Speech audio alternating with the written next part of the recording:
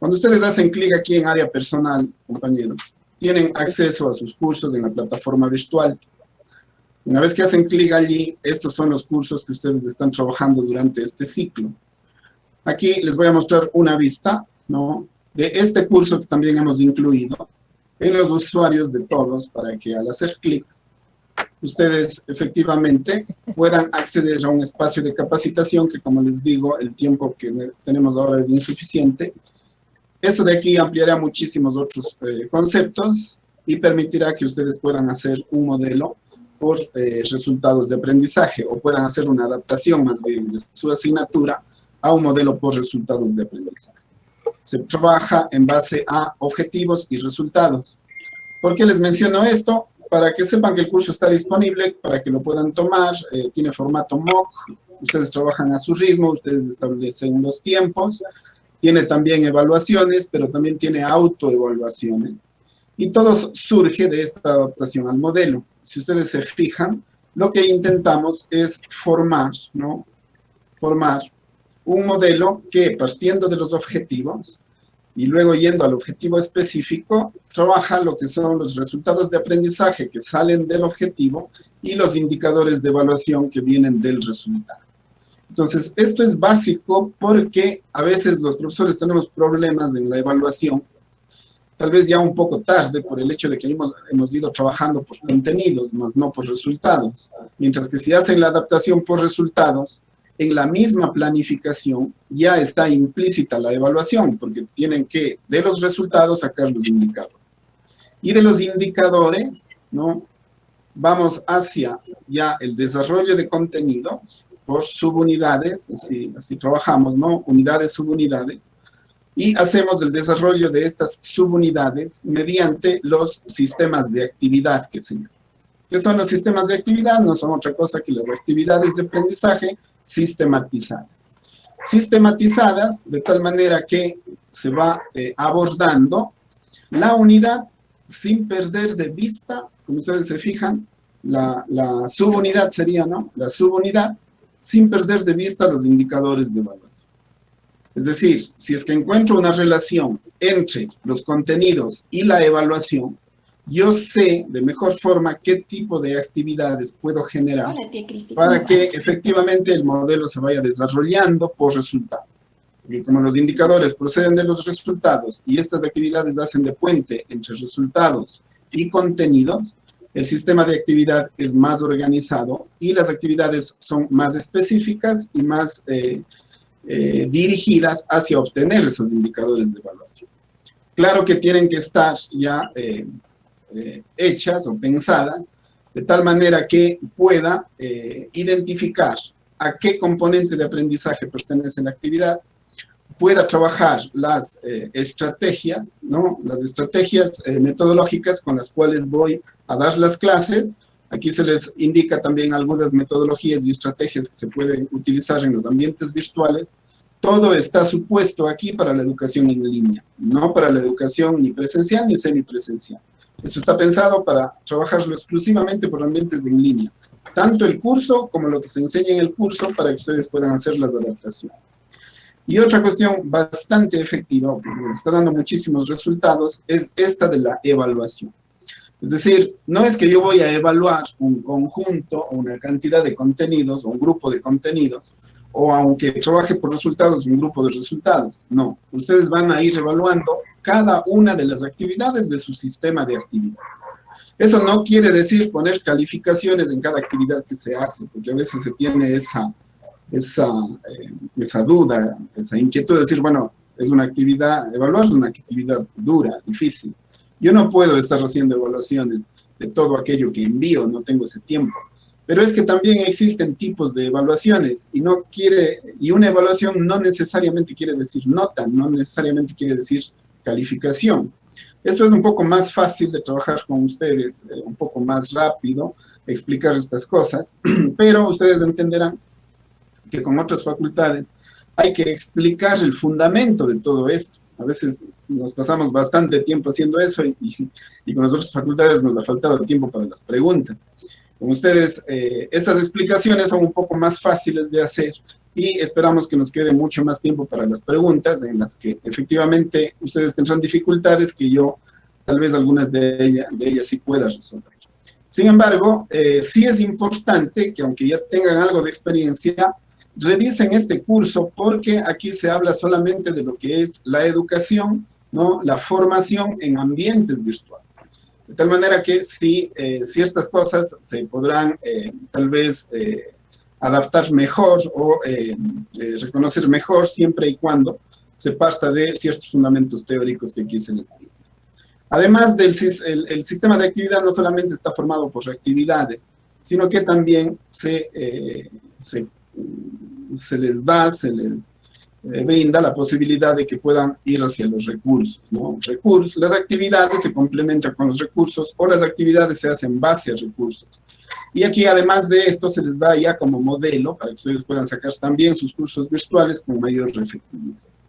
Entonces, les recomiendo que trabajen un poco en estos temas.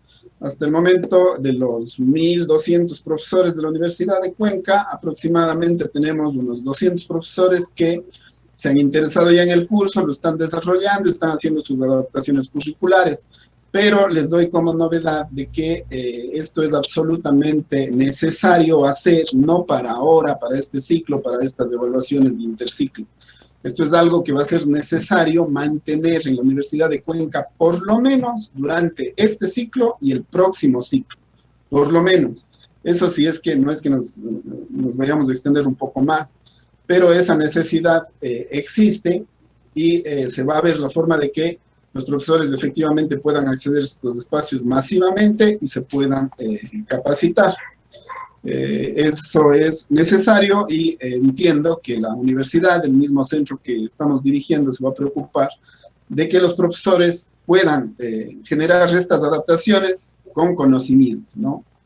Entonces, les recomiendo el sitio. Ahora, hablando ya de evaluación, ¿cómo los sistemas de actividad están dentro de las subunidades? El desarrollo de estas subunidades me va a llevar al desarrollo completo de esta actividad, sin descuidar los indicadores de evaluación.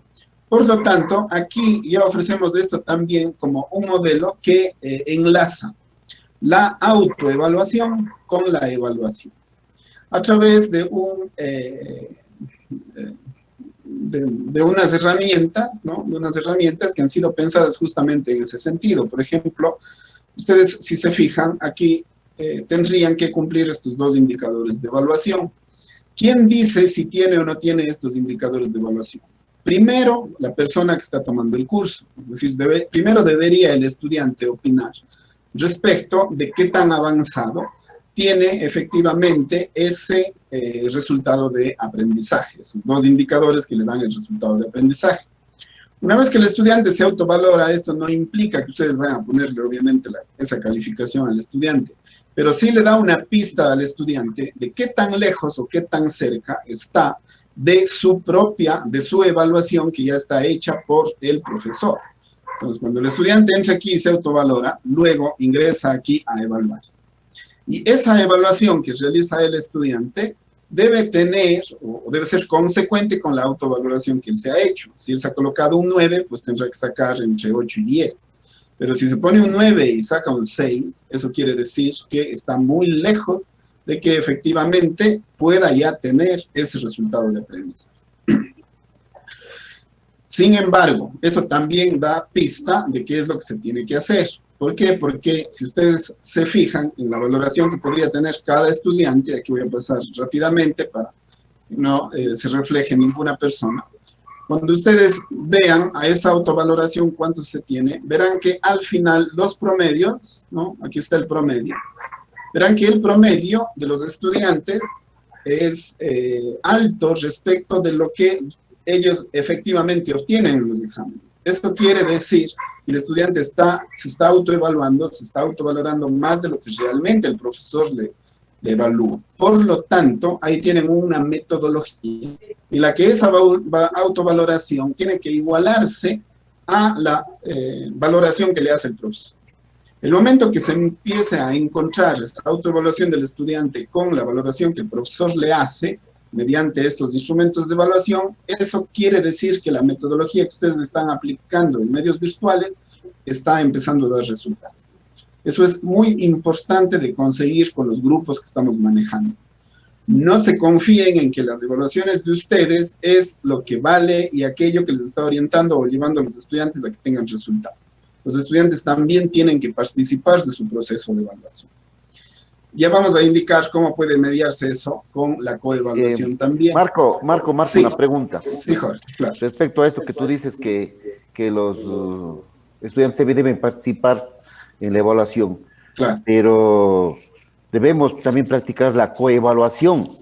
Sí, eso digo, que voy a explicar más luego la coevaluación para ver cómo podemos usar la coevaluación para hacer de puente entre las dos.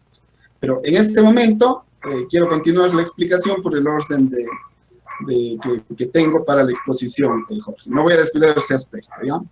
Ok. De acuerdo. Muy bien. Entonces, y allí tienen obviamente las estadísticas de su curso en la plataforma. Eso también es importante, las analíticas que les puede dar el virtual, ¿no? Como recomendación, utilicen la plataforma virtual de la Universidad de Cuenca, ¿no? Como su plataforma oficial de la asignatura, porque para eso mismo está. Si es que ustedes ingresan, como digo, a su área personal, tienen los cursos oficiales. Me voy ya a salir de este curso para mostrarles cuál sería el ambiente de un curso ya generado en base a estos criterios. Un curso generado en base a estos criterios parte, ¿no?, con la descripción del curso que está fuera del curso, ¿no? Eso pueden colocarlo también aquí en este botoncito, haciendo clic en editar ajustes, pueden colocar la descripción del curso fuera. Si quisieran hacer la adaptación, por ejemplo, exactamente como está hecho en Sílabo. Y después de eso, pues, con activar revisión, con el botoncito de activar revisión, pueden ir generando ya estos espacios, de tal manera que su sílabo adaptado, ¿no?, su sílabo adaptado, que posiblemente ya no se encuentra en el SGS, porque lo que está en el SGS se publicó de acuerdo a una necesidad, pero resulta que la necesidad cambió. Entonces, si alguien no pudo hacer esa adaptación en el SGS, ya no hay problema, porque ya hemos hecho las contingencias y todo eso. Sin embargo, eso sí debería estar constando en la forma en la que estoy llevando a cabo la materia.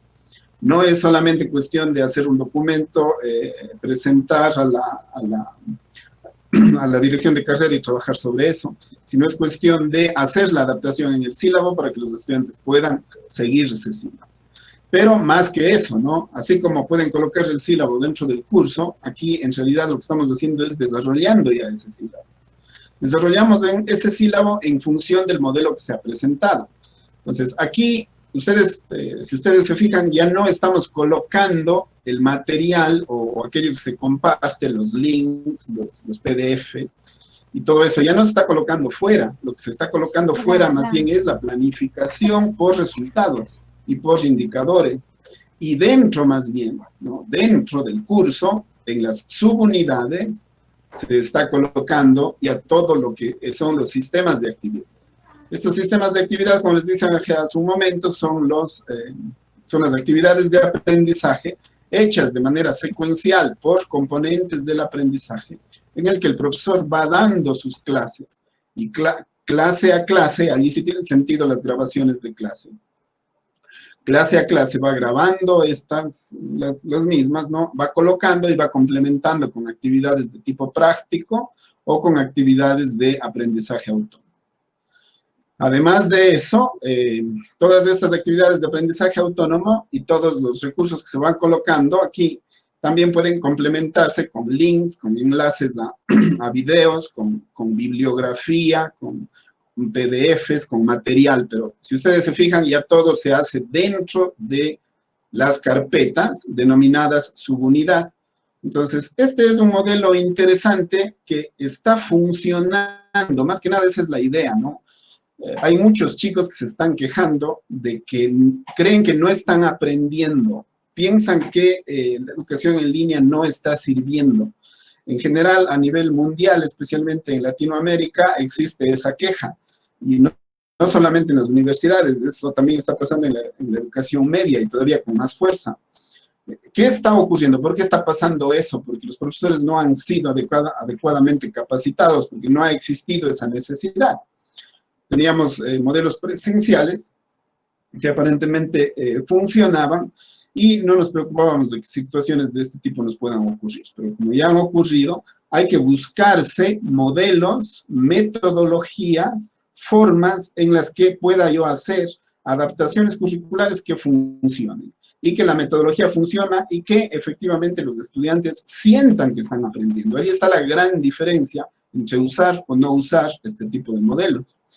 Si no, conversen con sus estudiantes, realmente plantéense la situación, investiguen un poco, capacítense un poco y hagan adaptaciones que les permitan con los estudiantes efectivamente salir de mejor forma en su asignatura. Aquí sí se les da algunas alternativas en cuanto a lo que es capacitación y modelos, ¿no?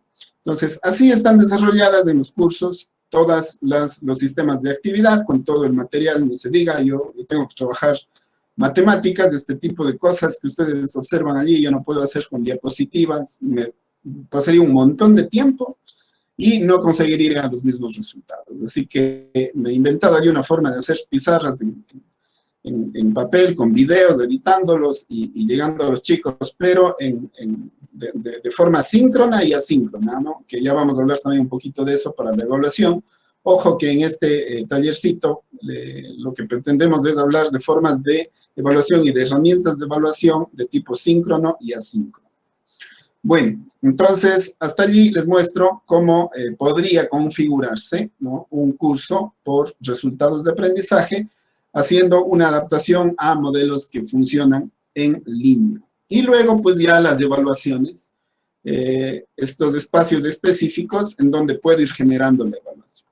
Entonces, como hemos venido a eso, a hablar más de evaluación que de modelos, voy a añadir aquí una sección en la que vamos a hacer ese desarrollo ya específico para que sepan cómo pueden desarrollar sus evaluaciones, ¿no? Entonces voy a hacer aquí, si bien es cierto, solamente les podría ir mostrando lo que tengo para evaluación, pero como el taller es para evaluación, entonces es mejor que lo desarrollemos juntos. Si van teniendo alguna duda, me van diciendo, o si no, al final vemos todas las inquietudes que hayan tenido. Muy bien, entonces voy a trabajar la evaluación en esta sección que acabo de añadir. Y aquí voy a ir colocando, ¿no? Voy a ir colocando aquello que voy a necesitar para hacer esa evaluación. Por ejemplo, yo puedo trabajar, o voy a tener necesidad más bien, de hacer un ciclo. Quiero tomar, digan ustedes, de dos formas. Quiero hacer una parte práctica y quiero hacer una evaluación teórica. Entonces, si yo quiero hacer un interciclo, debo dar ciertas condiciones para esa evaluación. Ahorita voy a suponer que solamente voy a hacer una evaluación de tipo teórico. Entonces, si ustedes se fijan, lo que hice fue añadir una herramienta que se denomina cuestionario.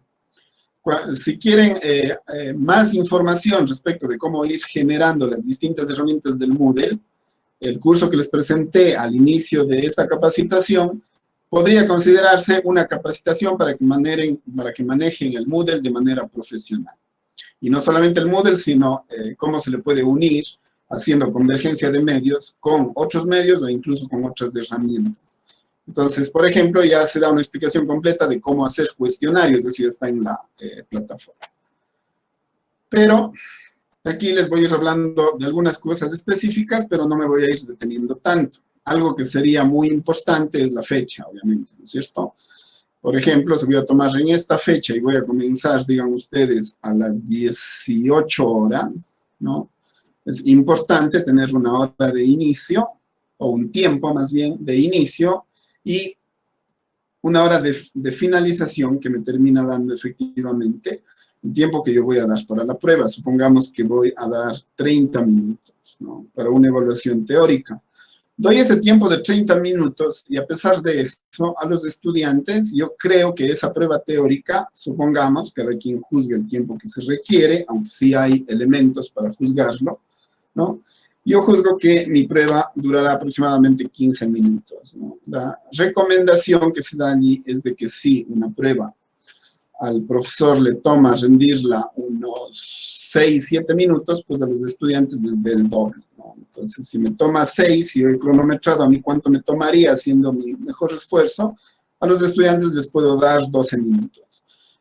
Pero más o menos está apuntado que para preguntas de opción múltiple, de 2 a 5 opciones, por cada pregunta se ha de utilizar aproximadamente 1 minuto.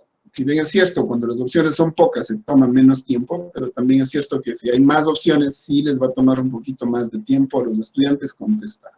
Eso fuera de lecturas de textos, fuera de todo. Solamente para responder estoy hablando, ¿no? Si ustedes creen que en leer les va a tomar un tiempo adicional, pues habrá que considerar el tiempo de lectura. ¿Qué tiempo les toma a los estudiantes? Igual, el doble que al profesor. La calificación, ¿no? Aquí en calificación no cambia en nada en las 2 primeras, pero en esta sí.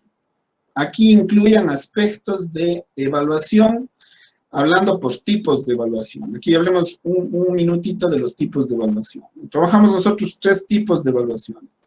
Nosotros hacemos evaluaciones diagnósticas, evaluaciones sumativas, ¿no? Y evaluaciones formativas. ¿Cómo puedo utilizar la herramienta virtual para hacer esas distinciones? Si yo estuviera trabajando evaluación formativa, por ejemplo, ¿no? Si yo estuviera trabajando evaluación formativa, yo diría que puedo hacer un cuestionario de este tipo para que los estudiantes tengan la posibilidad de mejorar o de recuperar ellos mismos haciendo sus propias revisiones. Entonces, yo les podría dar, por ejemplo, 3 opciones para que respondan el cuestionario y les voy a poner como calificación la mejor que obtengan. La recomendación es que sí se hagan este tipo de evaluaciones, pero que no tengan una valoración muy alta que aposte a la sumativa. Es decir, si es que ustedes un examen interciclo va a ser sobre 20, ¿no? Podrían tomar una prueba de evaluación formativa que aposte muy poco, dándoles tantas opciones como 3 opciones, por ejemplo, la prueba podría valer máximo unos 5 puntos, digan ustedes, o si ustedes juzgan que tal vez un poco menos. Pero los estudiantes tienen que sentir que lo que están haciendo para formarse efectivamente también les está reportando hacia su nota total, porque la evaluación sumativa, además de ser ya en base al concepto, ¿no? En base a la definición, una evaluación que ya es de resultados o de fin de proceso, además es, esta evaluación lo que hace es buscar que todas las notas aposten. Entonces, si es que todas las notas van a apostar, se tiene de la formativa también que sacar notas para eso.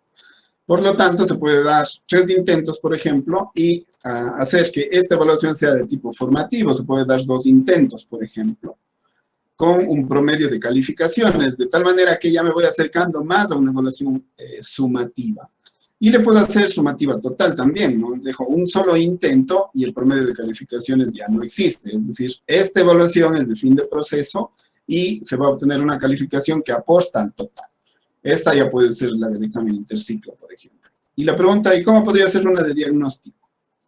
Una pregunta de diagnóstico sería desclasificar ciertas preguntas de los cuestionarios que estén relacionados con la asignatura anterior o con lo que ellos ya deberían saber. Y le dejan sin límite. Le dejan sin límite y el rato de apostar una calificación le dejan en un valor mínimo, absolutamente mínimo o cero. La evaluación diagnóstica no se recomienda que aposte a la evaluación sumativa, por lo general, pero una mínima cantidad o cero, ¿no? Para que los estudiantes sepan, y más ustedes sepan cómo vienen esos estudiantes de cursos anteriores.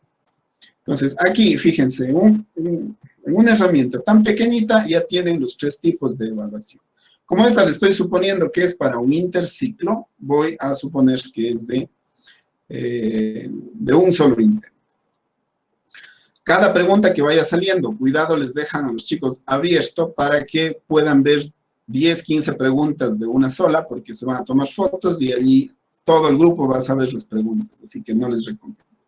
La navegación de las preguntas pueden dejar para que ellos vayan a la pregunta que quieran, regresen, vayan, vuelvan, como ellos quieran, o simplemente secuenciar. Es decir, si ya pusieron una pregunta a la primera, pues tendrán que ir una respuesta, perdón, a la primera, pues tendrán que ir a la segunda, luego a la tercera y así sucesivamente.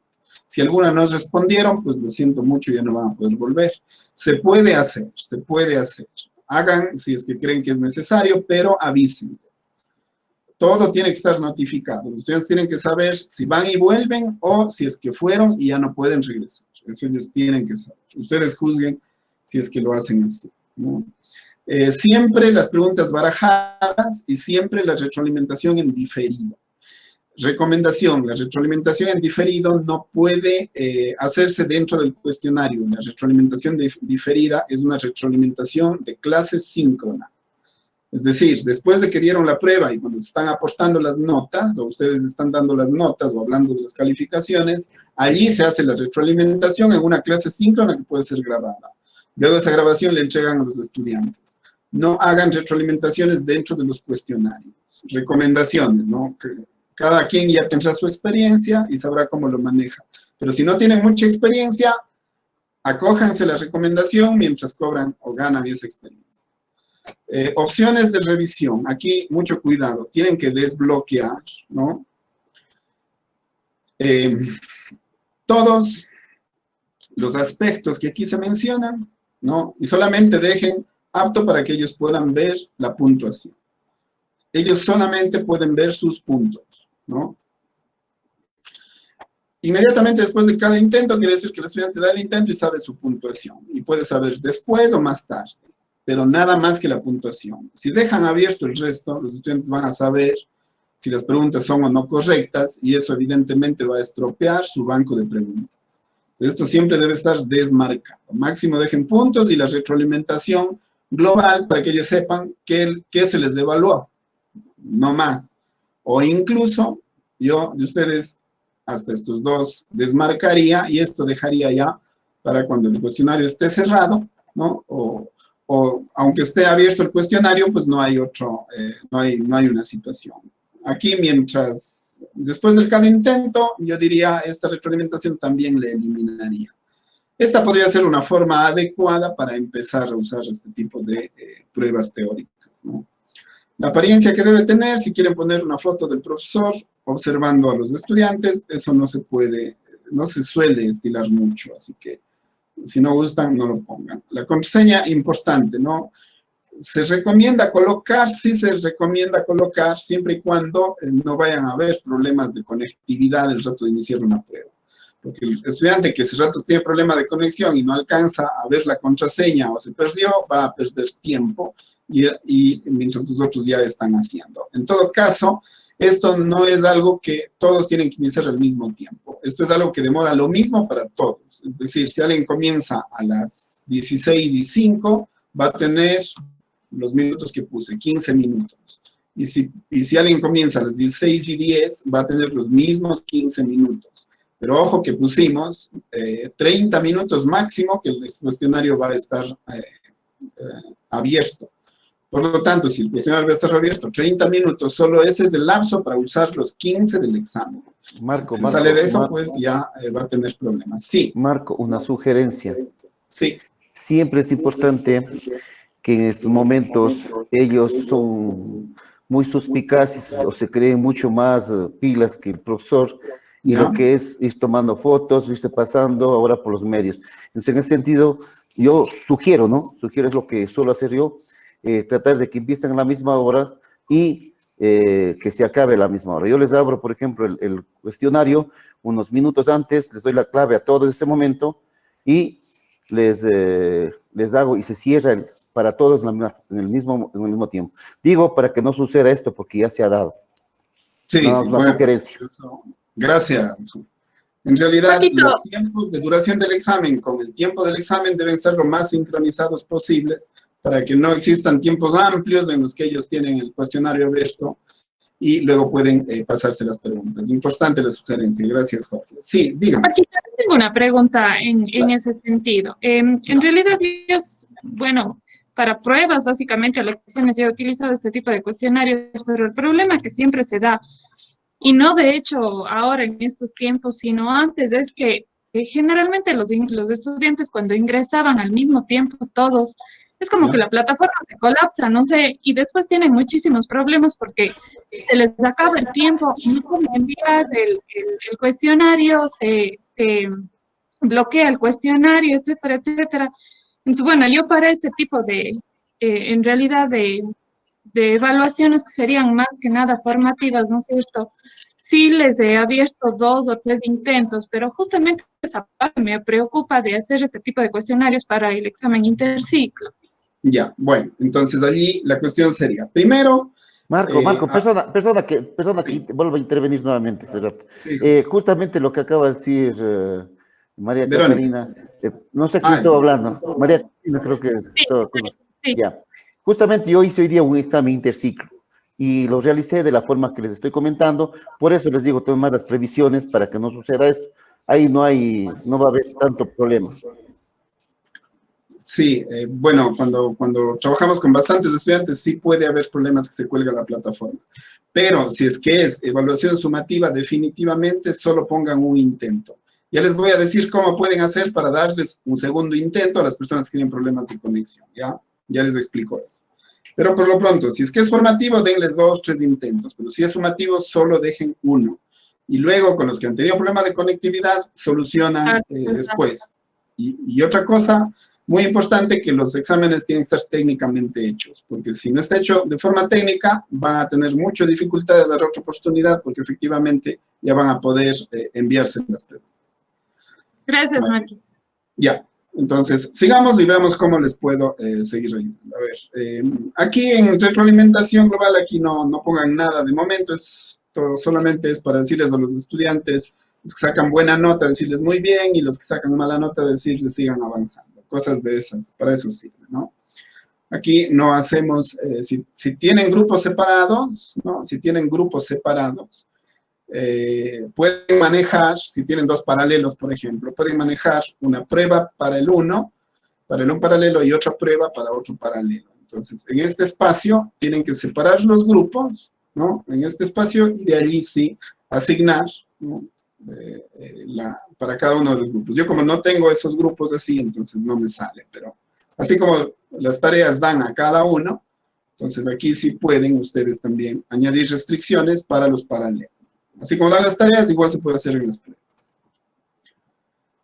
A ver, aquí esto es importante, la finalización de la actividad. Para finalizar la actividad se debe mostrar como completada cuando se cumplan las condiciones. ¿Qué condiciones deben cumplir los estudiantes? Estas 2 de aquí. Estas 2 de acá no, déjenle desmarcado, ¿no? Déjenle desmarcado. El estudiante lo que necesita es una nota para ver que ya avanzó en esa tarea. Y guarden los campos.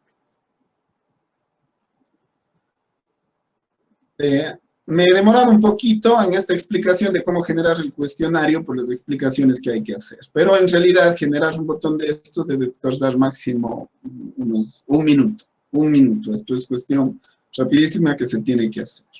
Entonces, voy a tomar un examen interciclo, pero lo voy a hacer técnicamente. Estoy suponiendo que esta evaluación es de tipo sumativo. Al hacer clic aquí, ¿no? No existe todavía examen cargado, entonces hago clic aquí y me voy a editar el cuestionario, pero aquí les quiero dar un procedimiento distinto. No vayan a editar cuestionarios si aún no cargan el cuestionario, porque no tienen que editar. Primero vayan a su banco de preguntas. Al banco de preguntas para que puedan generar las categorías de preguntas. Lo que pasa es que a veces nos demoramos mucho tiempo haciendo los bancos, haciendo los exámenes, y luego en esto de aquí, que tomaría menos tiempo que hacer los bancos, al no saber manejarlo, el banco no me rinde los frutos que me debería dar. Entonces, ¿qué es lo que hago?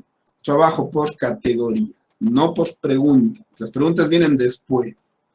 ¿Qué es lo que hago? Creo categorías, ¿no? O bien para el curso, o bien para el examen específico. Como aquí estamos trabajando con esta modalidad de ir usando la plataforma para las evaluaciones a través de botones tipo cuestionario, entonces esa es su categoría, lo que aquí se denomina categoría padre, ¿no?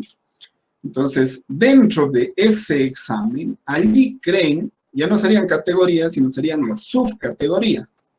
Al hacer clic allí, ¿no? Se va a crear las categorías que yo puedo ir dando a este examen, pero se van a ir dando por puntos.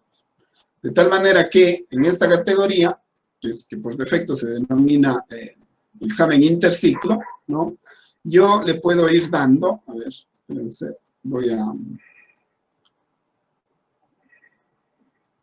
A esta categoría que se llama examen interciclo, ¿no?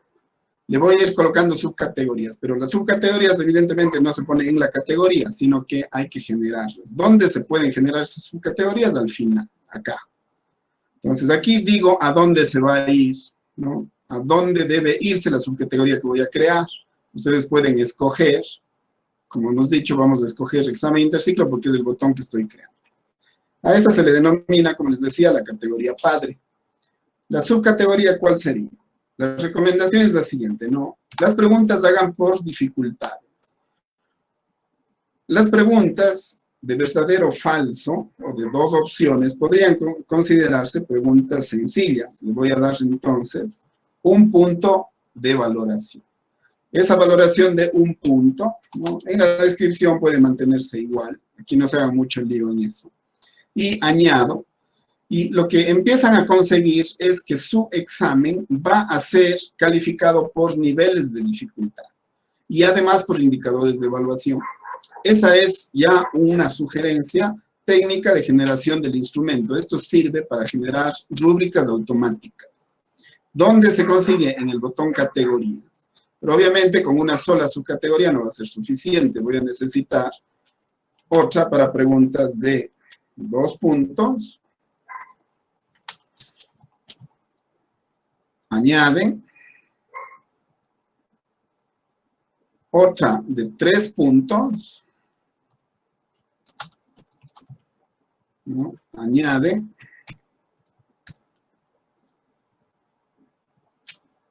Voy a colocar otra de 4 puntos. Esto es importante hacerlo en presencia porque luego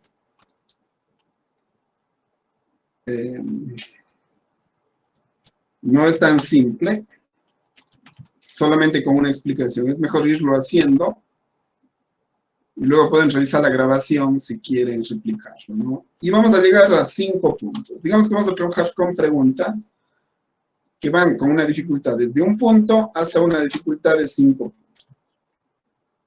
Listo. Añaden la categoría. Entonces, ¿qué es lo que tienen? Un examen interciclo con las subcategorías en base al nivel de dificultad. ¿Qué permite esto? Automatizar la rúbrica y ser más justo al momento de evaluar, en primer lugar, y acercarse más a lo que el estudiante realmente sabe. Esto evita las trampas y a las fotografías, y eso ya no les resulta mucho a los estudiantes. Luego de hacer esto, ¿qué hago? Después de hacer esto, hago las preguntas. Ahora sí.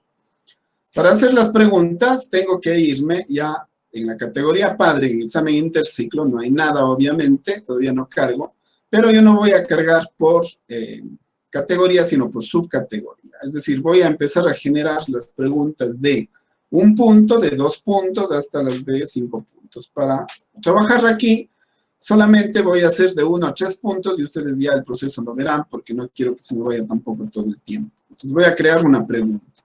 Otra cosa que es importante, ¿no? Utilizar esto un poco más técnicamente. A ver, vamos a ir con las de verdadero y falso, que son las más simples. Ustedes ya habrán hecho. Preguntas de verdadero y falso. Voy a agregar. ¿De dónde voy a agregar? No se pongan a hacer aquí los cuestionarios. Los cuestionarios ya deben estar hechos. Ustedes, para poder hacer el curso en realidad ya tiene que estar desarrollado. Por lo tanto, las adaptaciones curriculares vienen desde antes. Lo que les mostré el curso ya en la plataforma, eso ya es el resultado de la planificación. Entonces, ustedes deben tener una carpeta en donde está ya todo el curso preparado. Ese curso, ¿no? En ese curso ustedes ya colocarán los artículos que los chicos van a leer, la bibliografía que van a utilizar, aspectos generales del curso que van a trabajar, ¿no? Bueno, aquí yo les di algo de normativas de emergencia, que estamos trabajando por esta situación de la crisis. Las unidades fuera con las subunidades dentro, ¿no? Y algunos videos y algunas cuestiones de interés que pueden tener, incluido el mismo sílabo, ¿no? Entonces, aquí ya está en realidad todo el curso en forma de carpetas y archivos. Entonces, lo que estoy haciendo es pasando esto ya para generar el curso que ya les indiqué, y además ahorita lo que quiero es generar una evaluación de tipo sumativo. Las evaluaciones, como he dicho, tienen que ser por resultados. Esos resultados se traducen en indicadores de evaluación. Al hacer clic allí, ustedes van desarrollando los cuestionarios, no por contenidos, sino por resultados de aprendizaje. y saber a qué resultado específico apuesta cada indicador. Si ustedes se fijan, justamente de esa forma está desarrollado. Y la forma de automatizar la rúbrica, les inicié ya a decirles cómo lo hacen, pero aquí ya se ve claramente cómo está estructurado. Por resultados de indicadores y luego por niveles de dificultad. Preguntas de verdadero y falso o de dos opciones, 1 punto. Preguntas de complete, ¿no? Preguntas de complete las he valorado aquí por 2 puntos. Preguntas que tienen más de 2 opciones, ¿no? Y de acuerdo al nivel de dificultad que puedan tener, les he valorado aquí por 3 puntos. ¿Qué tan difícil? Aquí he puesto las que tienen 3 o 4 opciones de respuesta. Las que tienen 4 dificultades igual tienen 4 o 5 opciones de respuesta, pero hay que colocar, por ejemplo, secuencias, ¿no? O de acuerdo a lo difícil que pueda resultar la pregunta, lo complicada que pueda resultar la pregunta. Y las preguntas de 5 dificultades, he hecho aquellas que tienen más de una opción. Se pueden generar 2 opciones de respuesta de 5 posibles, preguntas de apareo, por ejemplo, ¿no? O se pueden generar incluso 3 opciones de 4, por ejemplo. Dan 4 opciones y tienen que completarse 3. O dan 5 opciones y tienen que completarse 3. Esas diríamos que son ya las más complicadas de resolver. Y esas van a valer, obviamente, como son más difíciles, tienen mayor dificultad. Esta sería la forma de generar el cuestionario, por resultados y por niveles de dificultad. Una vez que tienen esto, entonces la automatización es simple, porque cojo esto y le mando ya al cuestionario tal como lo tenía. Por favor, cuando hagan esto, no identifiquen jamás con órdenes dentro de las casillas que van a ver los estudiantes. La ordenación debe ir en los espacios que los estudiantes no pueden ver. La primera pregunta voy a colocar aquí, ellos no pueden ver eso, lo que ellos ven es esto, el enunciado, ¿no? Entonces, ese enunciado, si yo le pongo 1 punto, ya le estoy identificando, y eso les va a servir para poder pasarse las preguntas. Entonces, aquí no debe ir ninguna identificación de A, B, C, ninguna organización de ningún tipo. Ustedes no califican la dificultad desde aquí. La dificultad la estamos automatizando, como ya lo vieron, desde las categorías. Por lo tanto, también les permite ganar velocidad en la elaboración de los instrumentos. Entonces, aquí dejan todo por defecto, no hacen retroalimentaciones de ningún tipo, ¿no? Salvo, obviamente, como es una de verdadero o falso, la recomendación, ¿no? Las respuestas correctas, ustedes márquenlas ya con rojo. Si marcan las respuestas correctas con rojo, cometerán menos errores, porque aquí ustedes no se están evaluando. Aquí lo que ustedes están haciendo es pasando un instrumento de evaluación. Por lo tanto, deben tener las respuestas marcadas y que les llamen la atención para no equivocarse al momento de hacer el instrumento. Guardan los instrumentos, guardan la pregunta en este caso, y ya tienen una pregunta de 1 punto. Parece demorado, pero en realidad es bastante rápido. Yo me demoré la primera porque hice una explicación. Ahora, llevando más rápido esa explicación, esta sería la segunda pregunta. Cojo mi cuestionario, le ubico, ya sé que la respuesta va a ser falso, ¿no? Le copio y le coloco en el enunciado, y como el resultado es falso, va directamente, guardo los campos. Eso es lo que realmente debe tomar hacer una pregunta. Ya tengo 2 preguntas. Pero aquí tienen otra opción. Vamos a crear una pregunta. No le vamos a hacer de verdadero o falso. Le vamos a hacer de sí o no. Hacemos clic aquí, agrego. Vamos a hacer una pregunta de 2 opciones. Sería la tercera. Entonces, aquí voy a poner el enunciado. Voy a hacer la tercera. Ya no como verdadero o falso. Sí o no, tiene, no tiene, hace, no hace, fue, no fue. Ese tipo de preguntas no se pueden hacer con verdadero y falso.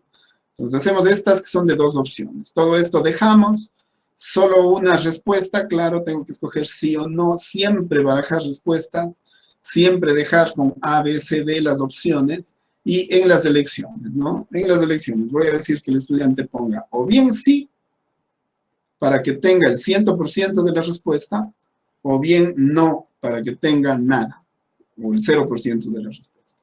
Cuidado vayan a hacer cuando están pasando de confundirse con la retroalimentación. Hay espacios en medio. Siempre colocar donde dice elección. Parece por demás decir, pero uno a veces se equivoca y pasa, ¿no? Entonces, tener cuidado en eso.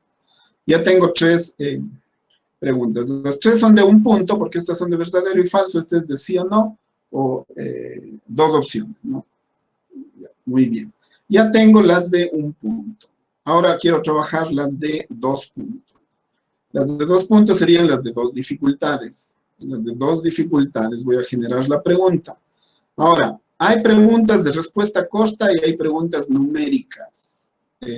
Recomendación, no utilicen ni respuesta corta ni respuesta numérica, porque pueden haber problemas ortográficos, pueden haber problemas de tildes, pueden haber problemas de espacios, de digitación, una cantidad de cosas. Igual en las numéricas, además que es muy fácil copiarse. Entonces, todas estas sustituyanles por las de opción múltiple de 2, de 3 o incluso hasta de 4 opciones, ¿no? Agregan. Vamos a hacer una pregunta de respuesta corta por opción múltiple. ¿Cómo se hace eso? Si es que tienen experiencia haciendo la respuesta corta y les va bien, manténganlo. Pero si no tienen mucha experiencia, acójanse a la recomendación hasta que ganen la experiencia. Eso ténganle allí presente, ¿no? Fíjense, 2 puntos, por lo tanto es mi primera pregunta de 2 puntos. Es necesario que ustedes puedan ubicar una organización del cuestionario en la plataforma respecto de la organización de su cuestionario en Word. Marquito, déjame hacerte Marco. Sí. Déjame hacerte una pequeña sugerencia también. Te estoy un poco compartiendo lo que yo voy haciendo para ver si en algo puede servir a los compañeros también. Ya. Por ejemplo, si utilizan esa de respuesta corta, ¿sí? A veces la máquina te reconoce como tú le pones, ¿sí? Claro. Y es el problema. Ajá. Pero no obstante, uno puede revisar y si está la respuesta correcta, le puede calificar manualmente, si es que eligen esta situación. Así. Entonces, simplemente les digo por si acaso se elijan esta opción. Así es. Pero obviamente ese tipo de problemas, el rato de un examen, es bien complicado de manejar. Pero como esta de aquí resuelve ese problema, por eso digo, si es que están empezando a utilizar este tipo de herramientas, mejor recójanse a esta forma segura y luego vayan viendo qué experiencia tienen ya utilizando las otras posibilidades como de respuesta corta. A ver, aquí voy a poner el enunciado y aquí quedó el espacio, ¿no? Obviamente aquí siempre deberán decir complete, ¿no? O rellene o en base a lo que esté en el espacio. Muy bien.